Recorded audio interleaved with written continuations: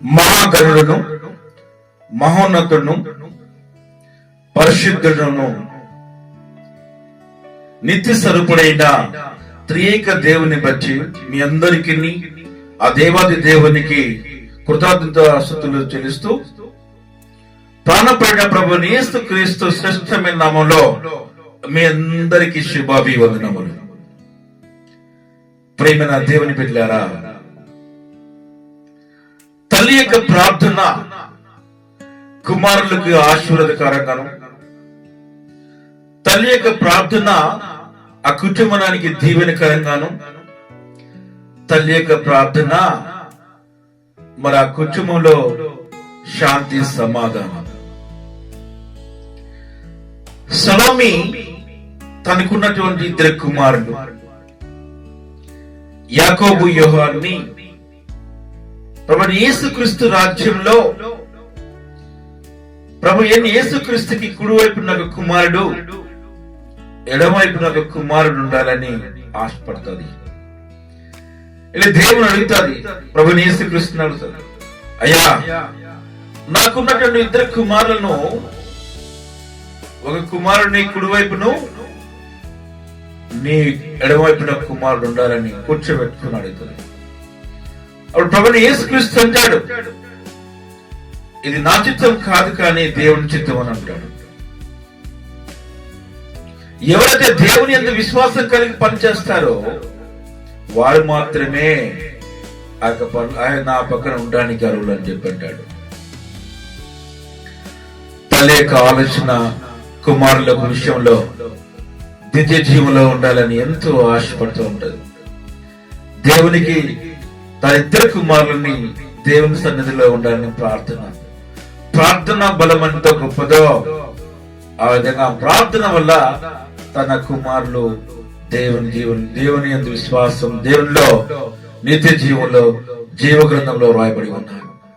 హల్లెలూయా హల్లెలూయా హల్లెలూయా. ప్రియమైన దేవుని బిడ్డలారా, మత్తయి సువార్త 20వ అధ్యాయము 20వ వచనం నుండి 23వ వచనం వరకు.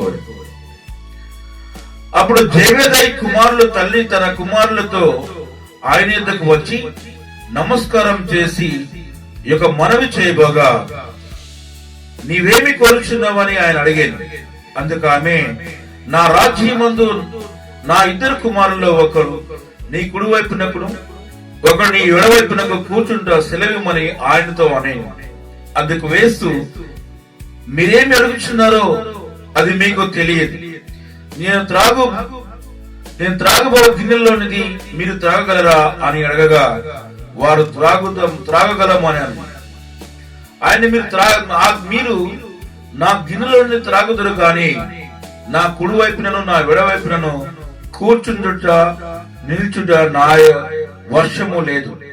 నా తండ్రి చేత ఎవరికి సిద్ధపరచునో వారికి ఈ అవకాశం దొరుకుతుందని చెప్పాను. ప్రియమైన దేవుని బిడ్డలారా, తల్లి యొక్క ఆలోచన కుమారుని నిత్య జీవంలో దేవుని యందు విశ్వాసం కలిగి ఉండి మరి కుమారుని దేవుని యొక్క రాజ్యం వచ్చిన ప్రభువు యేసుక్రీస్తు రాజ్యంలో కుడివైపున ఎడవైపున కూర్చున్నానని అడిగినప్పుడు దేవుడు అధికారం కోసం కాదు, బిరుదుల కోసం కాదు, గొప్పతనం కోసం కాదు, దేవుని చిత్తం, దేవుని పని చేయాలి. దేవుని పని చేసేటప్పుడు కష్టాలు వస్తాయి, బాధలు వస్తాయి, అవమానాలు వస్తాయి, నిందలు వస్తాయి, అన్ని కూడా తట్టుకోగలిగి ఉండాలి. ఆ విధమైనటువంటి తగ్గింపు గుణంతో కలిగి ఉండాలి.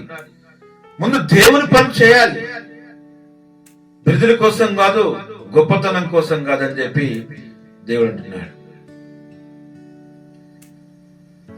అవైనటువంటి ఉంటే అటువంటి దేవుడే నిన్ను అలాంటి అవకాశాన్ని కల్పిస్తాడని ఆ సలోమికి దేవుడు సమాధానం ఇవ్వడం జరిగింది. దేవుని బిడ్డలారా, యాకోబు యోహాను తన తండ్రితో కలిసి చేపల జాలలుగా ఉన్నారు, చేపలు పట్టేవారు. ఇప్పుడు దేవుడు పిలుపు వచ్చినప్పుడు వెంటనే ఆలస్యం చేయకోకుండా యాకోబు యోహాను తన తండ్రికి ఆ యొక్క చేపల జాలలు బాధ్యత అప్పచెప్పి మరి ప్రభు యేసుక్రీస్తు వెంబడిస్తారు అని. యాకోబు దేవుని విశ్వాసం కలిగి ఉండి యెరూషలేము పట్టణంలో దేవుని యొక్క సువార్తని బహిరంగంగా ప్రకటిస్తాడు, ధైర్యంగా చెప్తాడు, సువార్తను బోధిస్తాడు. అక్కడ ఉన్నటువంటి హేరోదు రాజు దేవుని సువార్త చెప్పొద్దు, దేవుని విషయంలో బహిరంగ చెప్పొద్దని పలుమార్లు హెచ్చరించాడు, చాలా మందిని హతమార్చాడు. అయినా యాకోబు వినలేదు. దేవుని యొక్క సువార్తను బహిరంగ ప్రదర్శనలనే మరి యెరూషలేములో ప్రకటన చేశాడు. ఇది తట్టుకోలేనటువంటి హేరోదు రాజు తన ఖడ్గం చేత హతమార్చడం జరిగినది. మరి ప్రభువైన యేసుక్రీస్తుకి అతి చిన్న వయసులో ఉన్నటువంటి శిష్యుడు ఎవరంటే యోహాను. తన 12 మంది శిష్యులలో అతి చిన్న వయసు ఉన్నటువంటి వ్యక్తి ఎవరంటే యోహాను. తనకు అత్యంత ప్రియమైన శిష్యుడు యోహాను ప్రియమైన శిష్యుడుగా ఉన్నాడు. ఒకసారి రోమీయులు ప్రభువైన యేసుక్రీస్తుడు ఎక్కడున్నాడని పట్టుకోవడానికి వచ్చినప్పుడు, తన సైన్యంతో వచ్చినప్పుడు, రోమిల సైనికులు వచ్చినప్పుడు ప్రభువైన యేసుక్రీస్తు ప్రక్కన ఉన్నటువంటి 12 మంది శిష్యులలో 11 మంది శిష్యులకు నుంచి భయపడిపోతారు, కానీ యోహాను మాటికి వెళ్ళలేదు. ప్రభువైన యేసుక్రీస్తు పక్కనే ఉన్నాడు. దేవుని బిడ్డలారా, దేవుని మీద విశ్వాసం కలిగి యాకోబు యోహాను ఉన్నారు. యాకోబు హతసాక్షి అయ్యాడు. హతసాక్షి షాయిద్ అపోస్తులైనటువంటి వాళ్ళుగా నిలిచారు. యాకోబు తను హతసాక్షి అయిపోయాడు. యోహాను దేవుని విశ్వాసం కలిగి ఉండి ప్రియమైన శిష్యుడుగా ఉన్నాడు. ప్రభువైన యేసుక్రీస్తు తను సిలువ వేయబడినప్పుడు ఆ సిలువలో ఉన్నప్పుడు రక్తం అంతా కారిపోతున్నది. ఆ ముళ్ళకర పెట్టిన దగ్గర నుంచి కూడా రక్తం కారిపోతున్నది. ఒళ్ళంతా గాయాలతో ఉన్నాయి. ఇది చూసినటువంటి తల్లి మరియా తల్లి బాగా దుఃఖిస్తూ ఏడుస్తూ ఉంటది, బాధపడుతూ ఉంటది. అప్పుడు ప్రభువైన యేసుక్రీస్తు తన యొక్క తల్లిని చూసి, అమ్మా నువ్వు ఏడవకు, నా ప్రియమైన శిష్యువు యోహాను నీ చేతికి ఒప్పు చెప్తున్నానని తనకు అత్యంత ప్రియమైనటువంటి శిష్యువునైనటువంటి యోహాన్ని మరియ తల్లికి ఒప్పచెప్పడం జరిగింది. ప్రియమైన దేవుని బిడ్డారా, ఎత్నోస్ ద్వీపములో మరి యోహాన్ని నిర్బంధించినారు. యోహాను నిర్బంధించినప్పటికీ యోహాను సువార్తను ప్రకటన రాశాడు,